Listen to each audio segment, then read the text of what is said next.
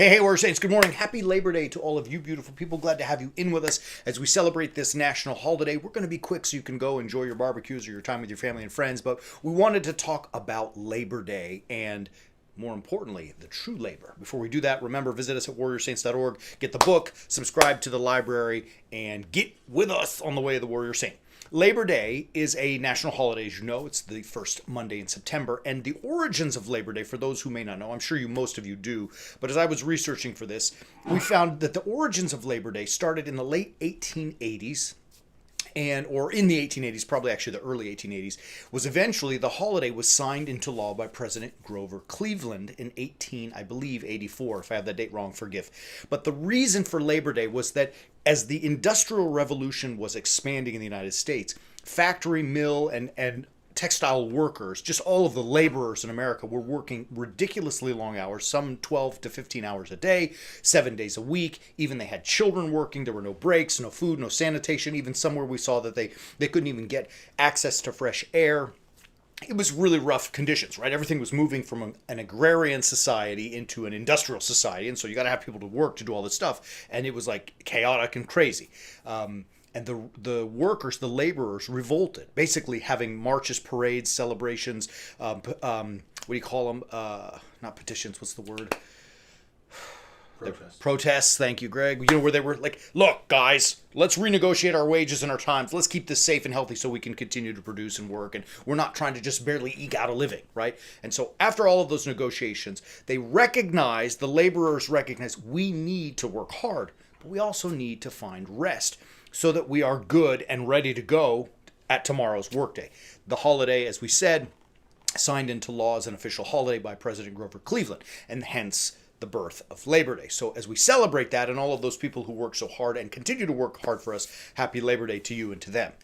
It leads us to think about a beautiful verse from the Gospel of Matthew, where Jesus is talking about a different kind of labor, a labor in the vineyard of Christ. And he says, as you're weary and it's heavy, come to me, all you who labor and are weary, and I will give you rest.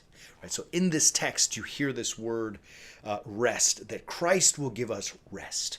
Now, it doesn't mean in this context that I'm going to take a nap from my spiritual responsibilities or my life as a warrior saint, right? Like, most of the days I can be a warrior saint, but then, I'm going to rest and just take a nap. I'm going to sleep on it, right? That's not what it means. It means that in the battle of life, the labor of life, that it is do what you got to do. Seek your physical health, seek your financial wellness, seek your healthy relationships with spouses, friends, others, coworkers, ultimately with God. As you're seeking those things, the way to do that is by coming to Christ, right? In that he gives us rest from the weariness that the world tries to present to us. Really, it's pretty simple. Like if you try to do things the way the secular society and the world wants to live life, if you follow their directives, you're going to find yourself kind of in chaos, right? And I'm sure many of us, especially in the last 2 years, have felt that chaos because we've tried to live according to secular standards. But when we come to Jesus Christ, and by that I don't mean that we simply just like that it's this emotional experience of coming to Jesus. Coming to Christ to find that rest, for him to relieve us of our burden, is to, much like Mary and Martha, to be like Mary, to sit at the feet of the Master and listen to his teaching, because his teachings and his instructions are difficult. They're hard. But they are going to show us that how we endure them, which we're going to talk about tomorrow, how enduring them will lead us to salvation. Do you understand? It's so look, here's the bottom line. The world is what it is. You and I are not going to change it. We may make an impact on it for sure. And I know that we talk about change the world. Okay, fine. The world is what it is. It's always been. It's always going to be. It's not about us making it this magical utopian place. It's about how do you and I, as warrior saints, navigate that. We can do so the way the secular world wants us to, but that leads to the chaos that we talked about. Or we can find rest, peace in our hearts when we live crucifixionally, the way Jesus is calling us to. So we have to come to him, listen to his instruction, and then go do the business. That's it. And so the key with all of this, I'm going to wrap us up here so we can enjoy our Labor Day barbecues.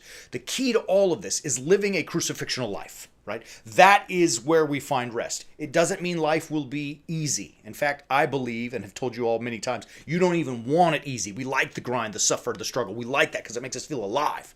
But how do we do that and overcome it?